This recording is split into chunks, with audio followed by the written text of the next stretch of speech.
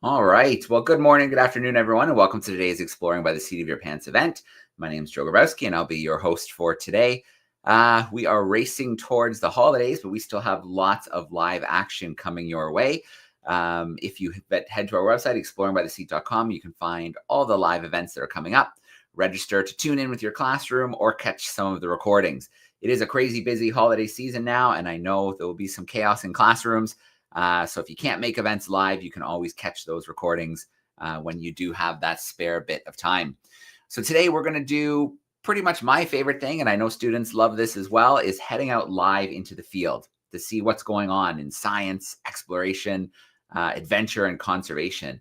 And so you might remember a few weeks ago, we connected with Mark Evans. So Mark Evans is a British explorer, a field guide, author, motivational speaker, and wilderness advocate.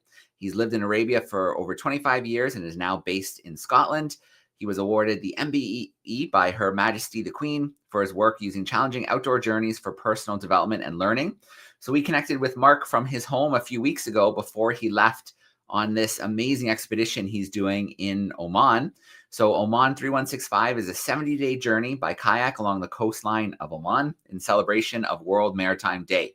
So it's all about capturing stories of innovation and biodiversity, celebrating Oman's rich maritime history, and using community technology to inspire the next generation of ocean caretakers for a sustainable future.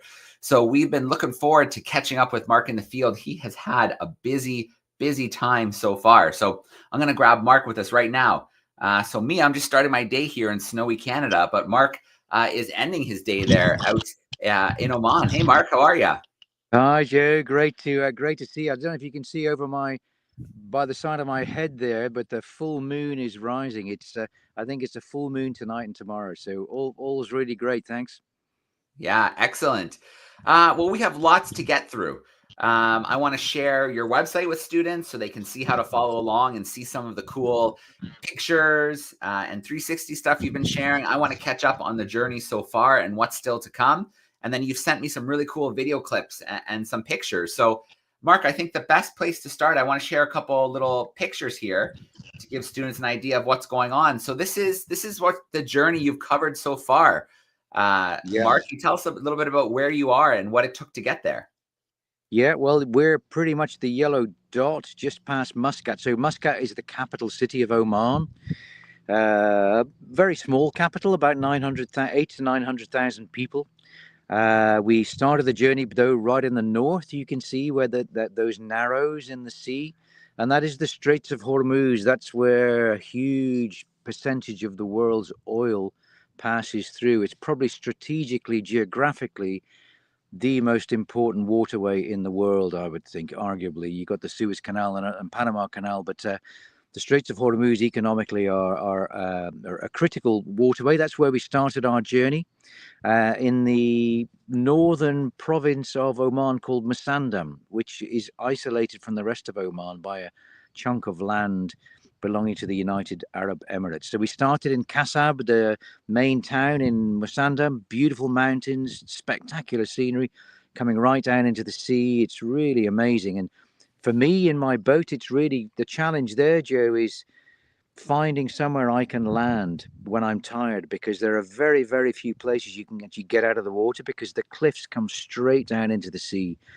And at one point I was about 20 miles from Iran. I could see the lights of Iran across the water and lots of small Iranian boats coming across to Oman. And then my compass on my boat, after about 5 days of paddling, swung south, and I followed the blue line, then all the way down the coast, doing about sometimes 20, sometimes I think today we've done 25 kilometers. Yesterday we did 32 kilometers on the water. And, the weather for us so far has been great. And when I say us, I'm here with Tim, who's driving the vehicle behind me. The two kayaks are on the roof. It's a bit dark, you can't see them, but it's that's a mobile base camp communication center.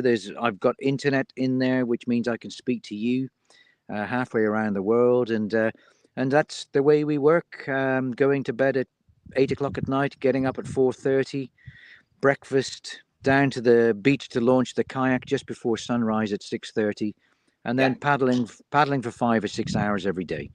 Yeah. Well, it must be worth it for sunsets, or is this a sunrise? This is a sunrise, Joe. Yeah. Sunset, I'm well off the water, because what happens in the day is the wind builds up and the sea turns quite choppy. So that's the reason why I'm on the water. And that's a great photo that I think Anna Maria Pavlaschi, our photographer, took about a week ago. Yeah. That's into the sunrise. So you mentioned hard to find spots to land, but sometimes you come to little bits of civilization. Like this shot here, where was this one?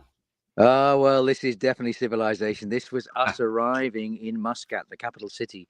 And this is in a beautiful marina. And there's a great educational project for young people here, Joe. And the man in the red kayak, so I'm there in the yellow kayak. You can just about see a GoPro camera on an arm on the front of my boat.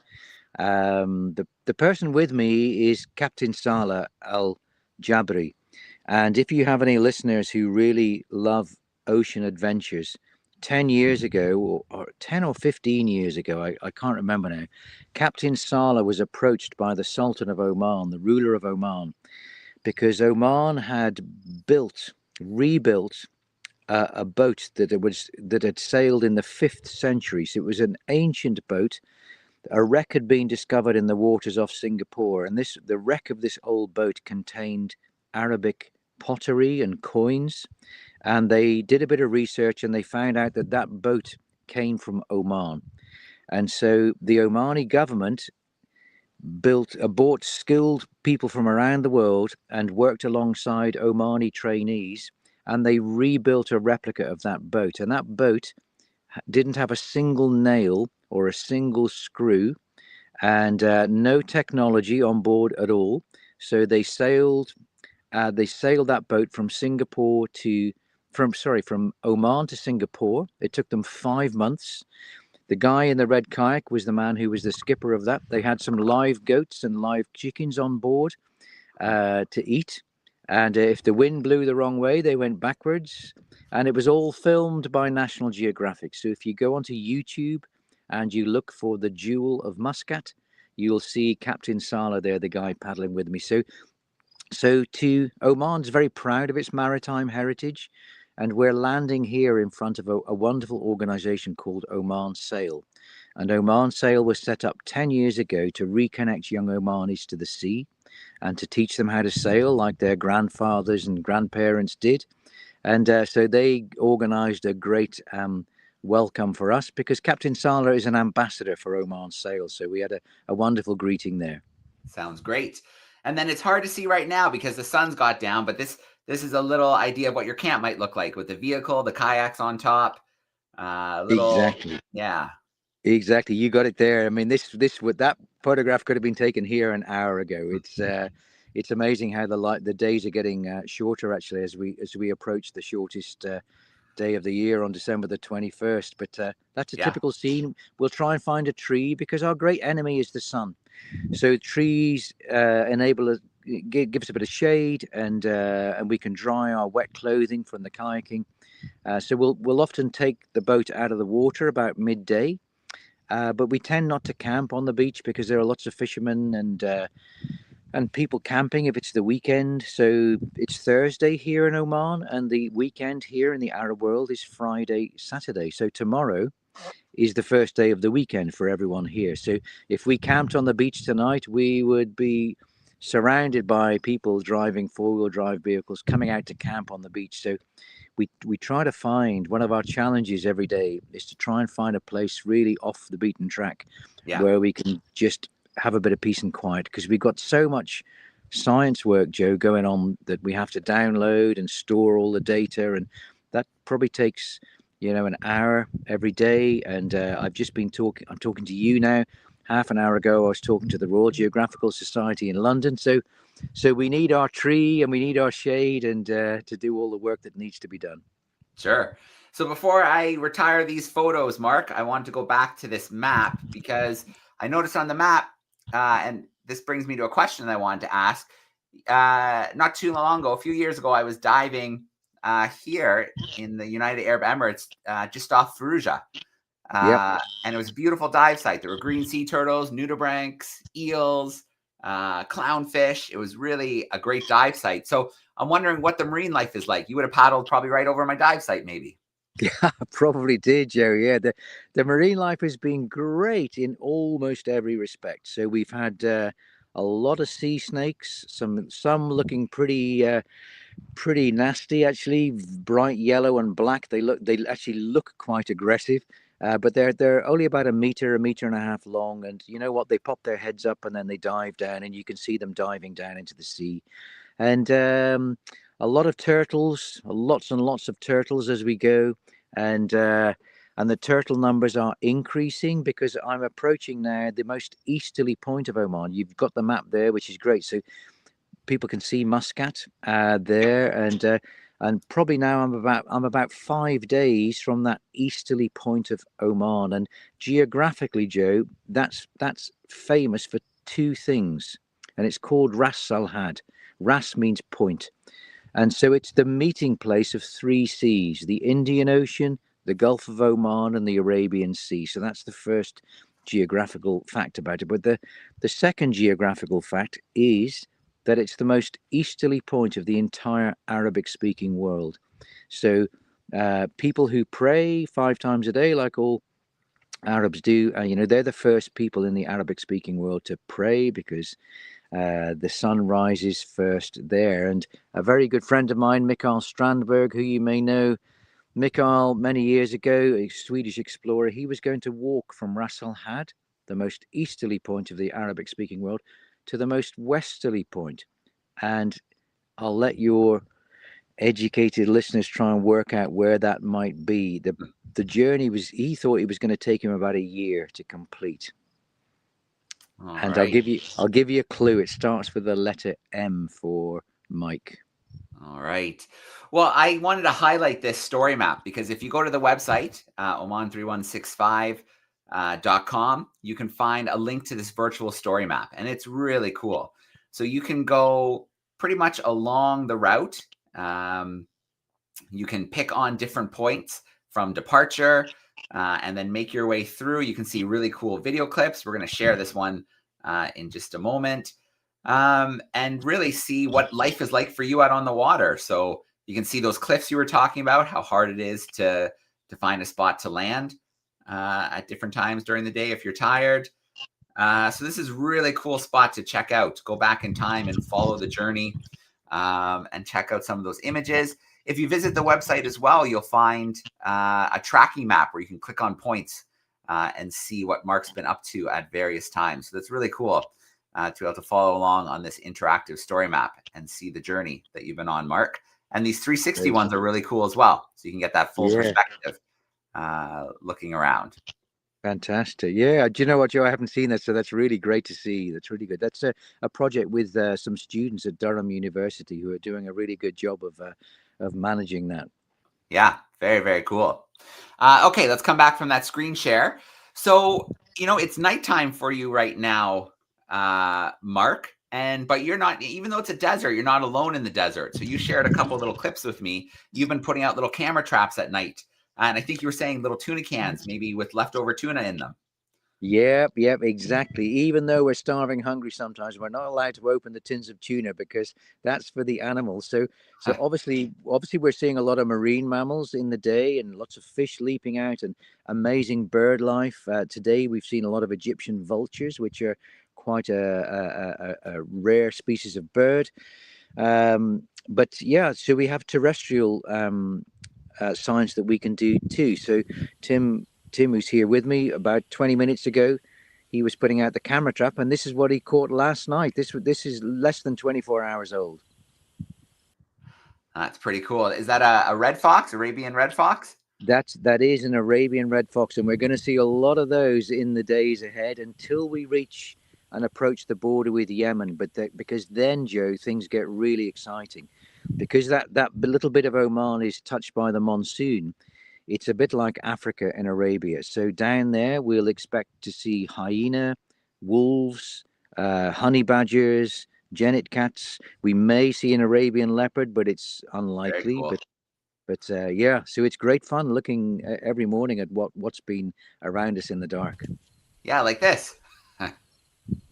Yes, yeah. This is a feral donkey, really, who's sniffing. I think by the time he rolled up, most of the tuna had gone. And but prior to the arrival of the motor car in Oman, which was only in 1960, 1970. Donkeys were the way that people used to get from village to village, especially in the mountains where it was really steep. But as soon as they started building roads in the mountains and cars arrived, then the donkeys were just released. And even though Oman's a desert, there's enough moisture and around for the donkeys to be able to graze and survive quite healthily and happily, just roaming freely. Yeah. So, Mark, I want to play a little video clip just to give students a little bit of an idea of what it's like, to be out on the water and see the kayak and things like that. So you shared this little clip with me. It's about a minute long. So let's take a look at this little clip here. Today is day 18 of Oman 3165, and we started in Kasab 18 days ago. And we've now just arrived in the beautiful Al Muz Marina, where our friends at Oman Sail have welcomed us and organized this lovely gathering. So every day we paddle for about 25 to 30 kilometers.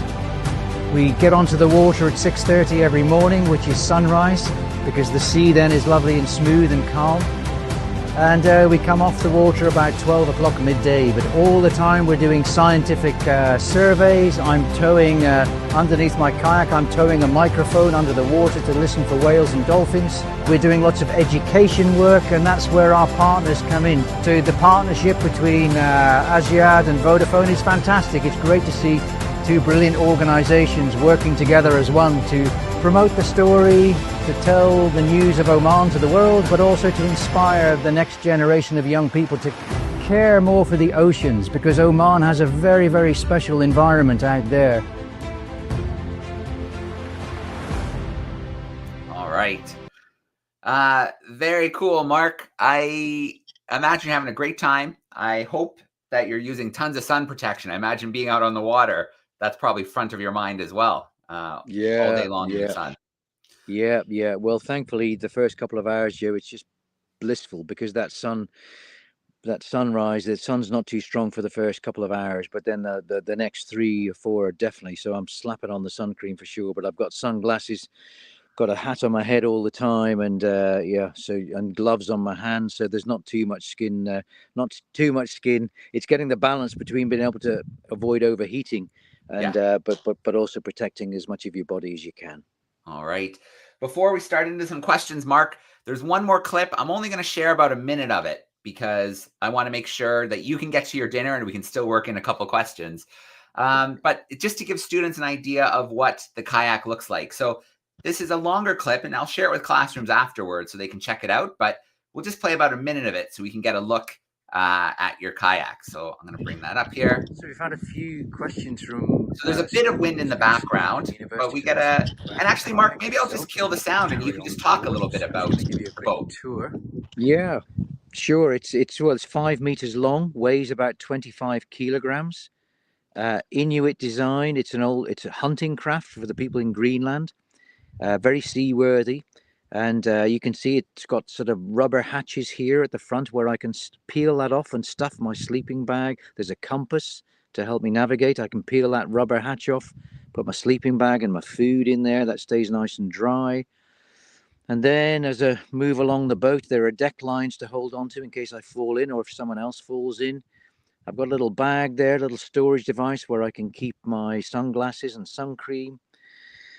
Same hatch at the back to store more equipment there. And a deck bag there which holds a GoPro camera. You can see the yellow thing is a satellite transmitter that transmits. That's what you see when you go onto the website to see the blue dots. That's what sends the blue dots, the yellow transmitter. I can control the GoPro through the remote control on my wrist there. Very cool. So I can turn it on or off. Inside my little deck bag there, I've got a 360-degree camera. That's what I can pull out and take those photographs that you were just mentioning, Joe. Yep. That's the satellite tracker there. I've also got something attached to my life jacket there, which is a little Garmin device that pings at my location every 10 minutes, and that's in case I get separated from my boat. If I fall in, someone could find me. They could also find my boat because we might be in two different places. Sure. Yeah. Well, that's great, Mark. Let's get into some questions now, because I think that's going to be the best way to wrap things up, and then we'll let you get to some dinner.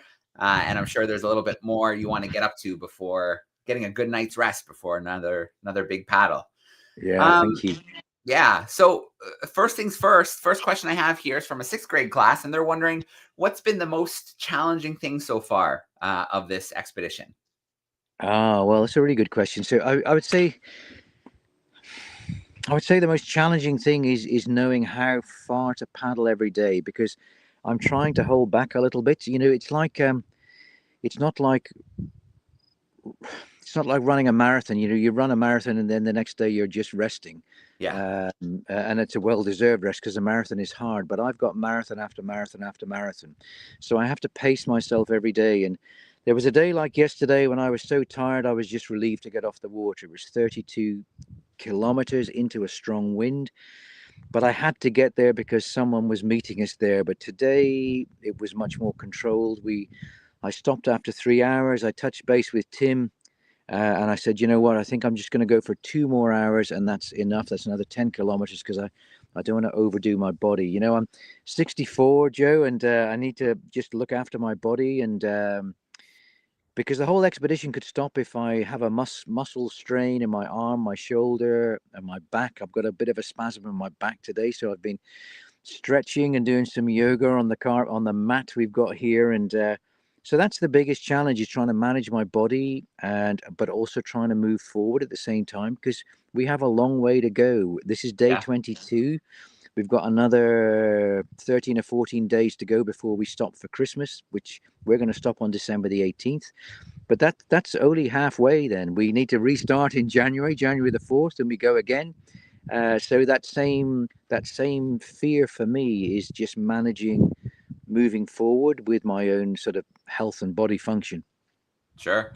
So another question here, Mark, about, well, you're talking about how your body's holding up, but this question is about your gear. Has anything broken? Have you lost anything? How's the gear holding up? Yes, good question too.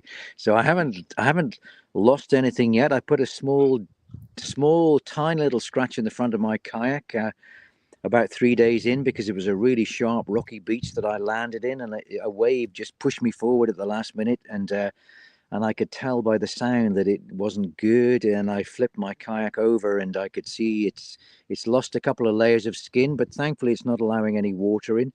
So I need to patch that up a little bit, but it's nothing urgent. But I'd say actually this morning was the nearest we've come to losing a vital piece of equipment, because it was high tide this morning, and you can just about see that full moon behind me there.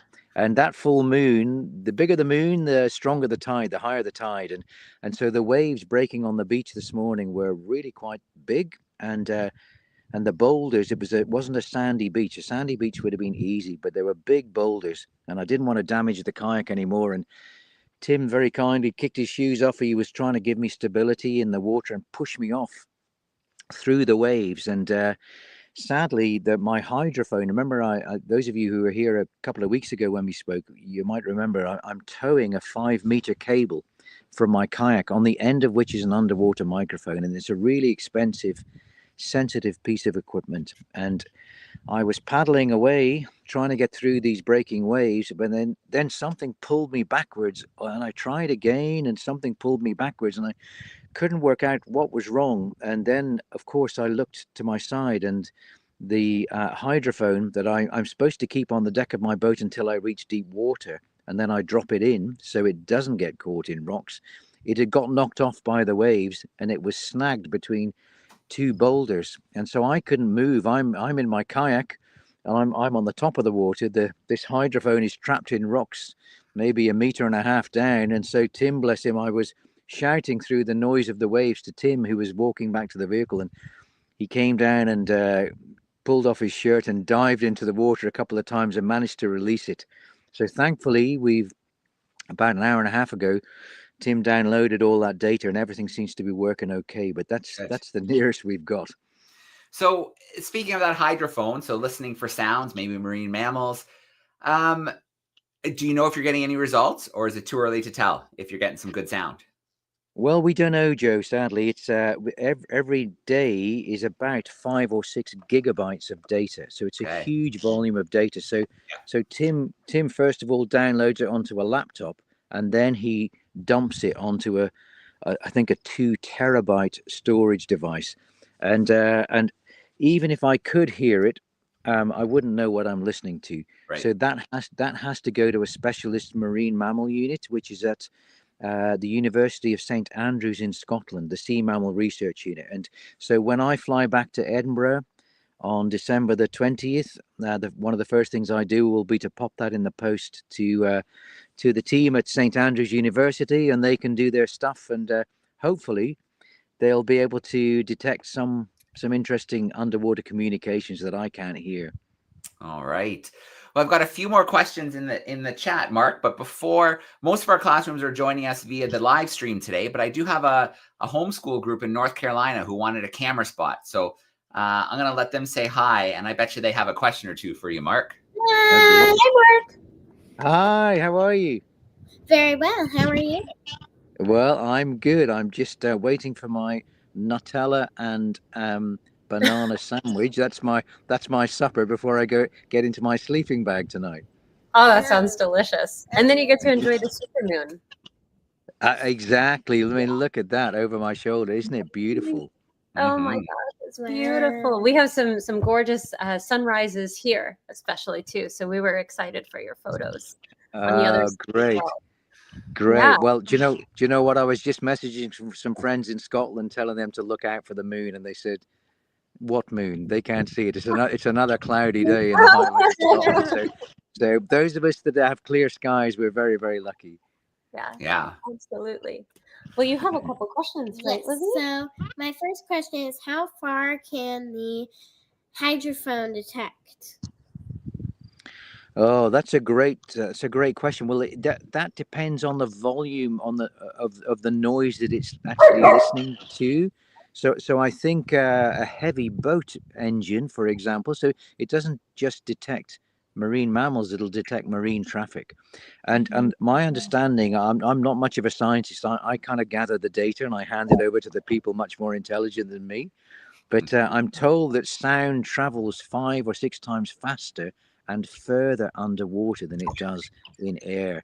So when I spoke to a scientist in Muscat recently about humpback whales, she was telling me they could be 10 to 20 kilometers away and you can still hear them, which I think is quite amazing. But because on the surface I can't hear a thing, and yet 5 meters below me there's a little device that's picking up all this stuff. And there's a huge amount in the sea. I now have turtles swimming underneath my kayak almost every day. I have sea snakes, and that's just going to increase because we're approaching the most easterly point of Oman, and that's where tens of thousands of turtles have their nests. But I can't hear anything, and there's so much down there that I can't see. So we have to use our senses. I can't hear myself, but that microphone will help us understand more about Oman's marine environment. Thanks for such a rich answer. That's it's amazing what we can observe. Yeah. Yeah. Yeah. crazy. And one thing I was wondering was when we started out, Joe talked about all of the different hats that you wear and how you navigate your relationship with the world around you. Which of these is your favorite way to tell the story? What do you think is the most impactful? My daughter has 3 different careers she's interested in. She wants to merge them all together. So I was very excited to hear how you.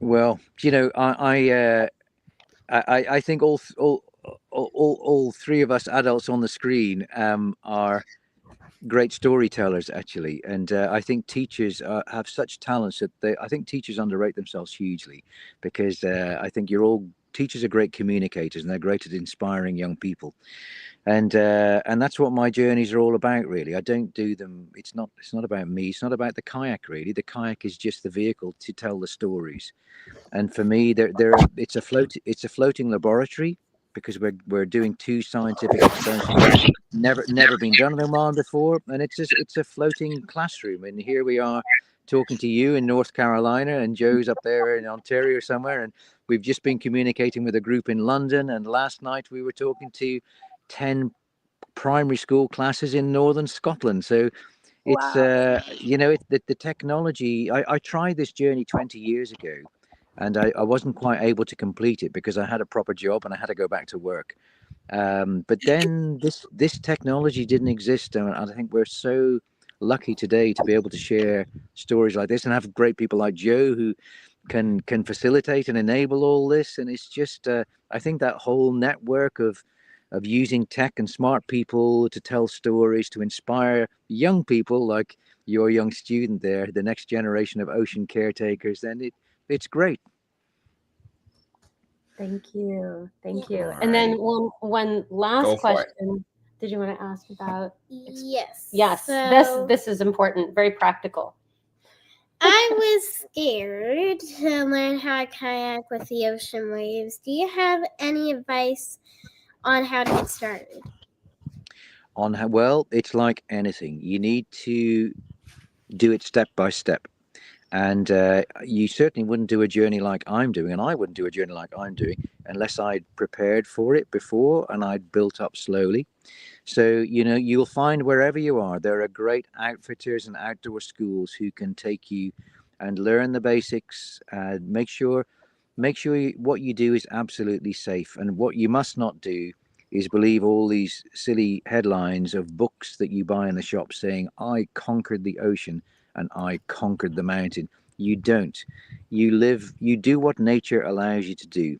And we've been blessed so far. We've had 22 days of beautiful weather. So the sea, I've been able to get on the sea every day, but I'm just waiting for a few days. It's inevitable. There will be some days when the wind is so strong that it's too dangerous for me to go on the water. So, you have to stay safe. You have to learn how to make those judgment calls to know when is good to go or when is sensible to stay on land, and just open your book and have a day resting and recover. Step by step, learn the basics, and then go up another level, and then go up another level. And then what you must do is go to Vancouver Island, because there are lots of sea kayak companies there, and go kayaking in a place called Johnston Strait, because that's where the killer whales go through every day chasing the salmon. So you can kayak with the orcas there, and it's perfectly safe, and lots of people do it, and it's a great fun. But you've got lots of little steps to go through before you get to that level. Well, I think Kayak with orcas. setting new goals here, Mark. Thank you so much for that. All right. Very cool. Well, thank you for joining us. And those were awesome questions. Very cool. I hope you see the supermoon tonight. Yeah.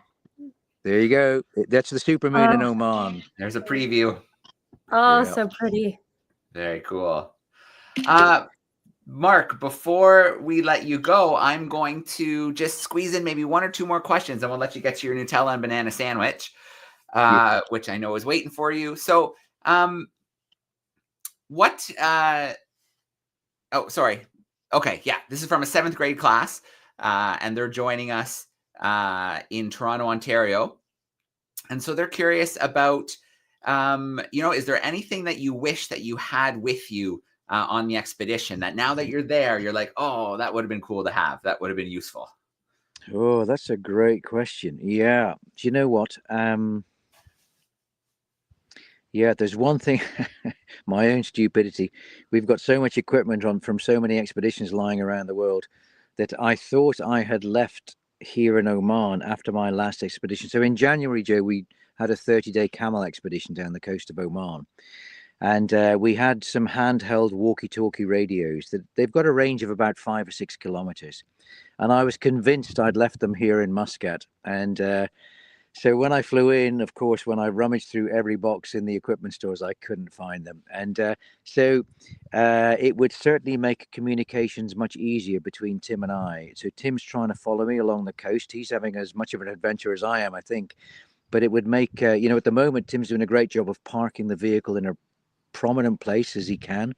And then if he sees me out at sea, because I'm very tiny, he'll be waving a flag above his head, and that's the way we communicate. So we try and agree that I'm going to be landing at 9:30 or 12 o'clock, and he'll try and track me on his phone, and then we try and connect in that way. But if I'd had those walkie-talkies, and they were waterproof walkie-talkies, and they float, but now I've track them down. They're in Scotland. I'll be back there in 12 days time or 14 days time, and so I'll be bringing them out for leg 2. But that's the one thing that I stupidly forgot.